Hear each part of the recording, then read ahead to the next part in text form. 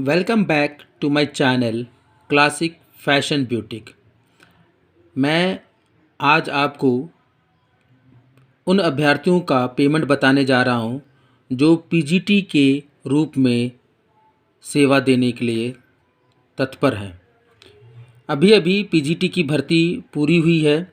वे भी कुछ ही दिनों में अपने अपने विद्यालय को ज्वाइन कर लेंगे। तो आइए देखते हैं कि पीजीटी के जो टीचर हैं उनकी पेमेंट कितनी रहेगी। आपको मैं बताना चाहता हूँ कि जो पोस्ट ग्रेजुएट टीचर हैं जिनको हम लोग पीजीटी बोलते हैं, उनका लेवल होता है लेवल 8। जो ग्रेड पे जो पुराना पे स्केल था उसमें ग्रेड पेड था 4,800 4,800 रुपीज़। मैं ये भी बताना चाहता हूँ कि ग्रुप बी की पोस्ट में ये सबसे हायर पोस्ट होता है।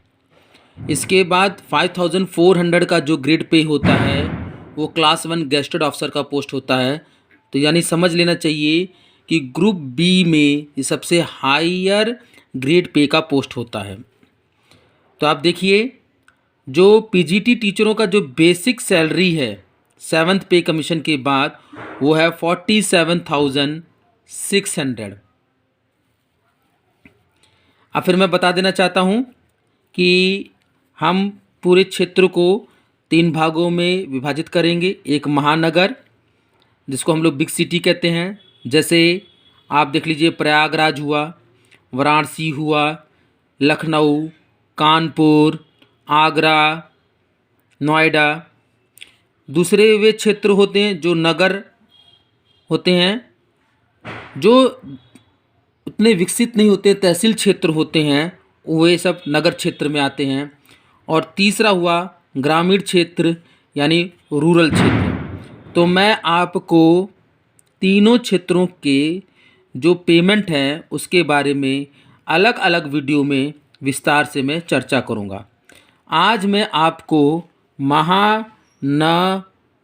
महानगर के बारे में मैं बताने जा रहा हूं कि महानगर यानी बिग सिटी में कितनी एक पीजीटी टीचरों की पेमेंट बनती है।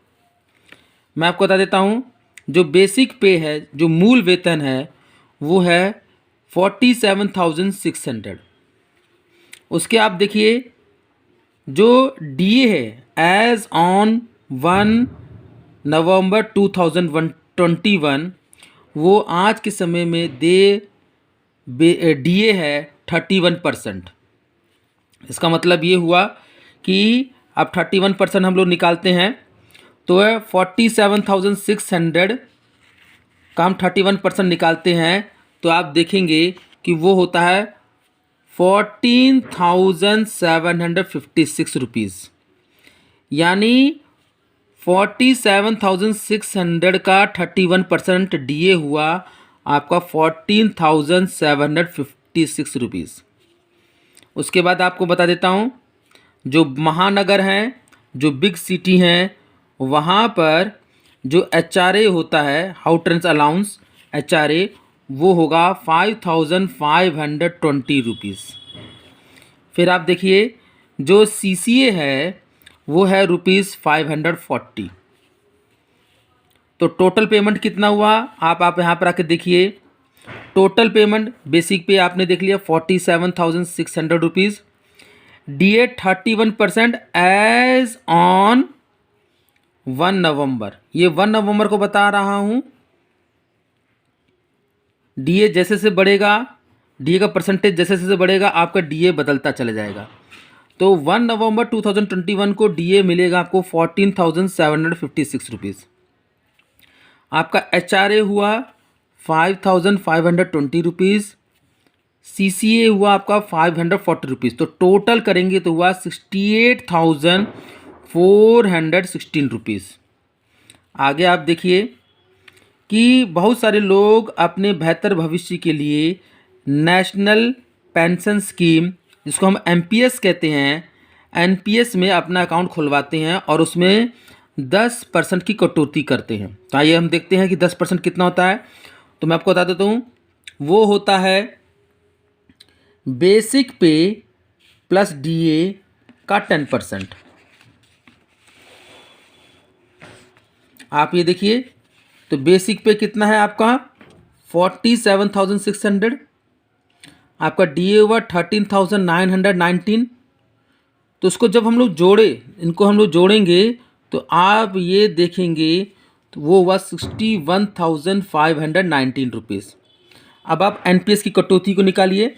आप NPS की कटौती के देखेंगे तो वो होता है 10%, जो मैं आपको बता चुका हूँ।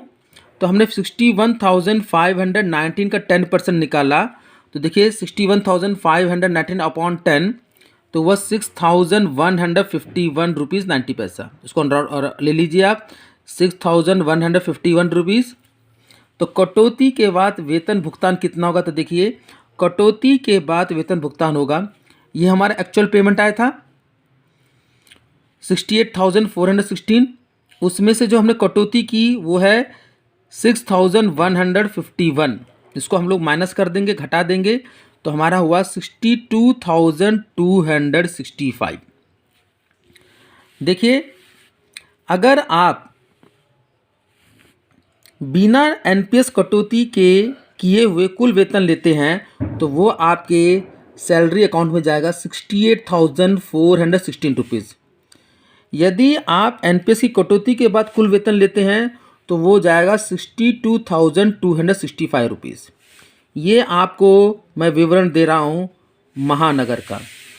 मैं PGT के भी सभी अभ्यर्थियों से निवेदन करना चाहता हूँ कि वे अपना सैलरी अकाउंट जो है स्टेट बैंक ऑफ इंडिया के किसी भी शाखा में ही अकाउंट ओपन करें।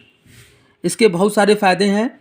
आपको भविष्य में जब हाउस लोन लेना होगा, एजुकेशन लोन लेना होगा, कार लोन लेना होगा, तो उसका बहुत बड़ा बेनिफिट मिलने वाला है, क्योंकि हमेशा हमको सैलरी ऐसे बैंक में खुलवानी चाहिए जिसका housing loan, car loan, education loan बेहद सस्ता हो।